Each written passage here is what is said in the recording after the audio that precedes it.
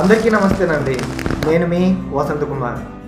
మనం రాజ్యాంగం చదువుతూ ఉన్నప్పుడు రాజ్యాంగం బుక్లో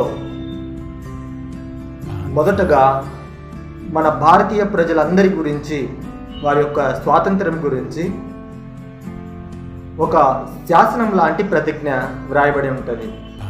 అదేంటో మీరు చదివారా? అయితే ఒకసారి వినండి.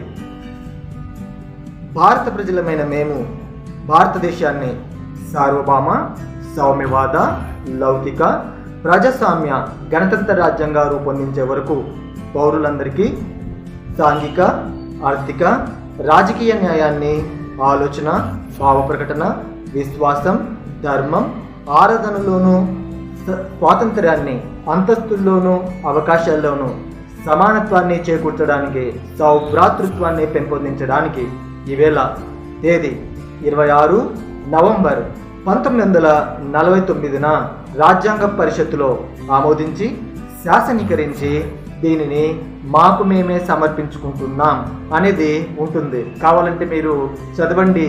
నా పరంగా ఏదైనా తప్పులుంటే సరిచేయండి. థ్యాంక్ యూ అండి.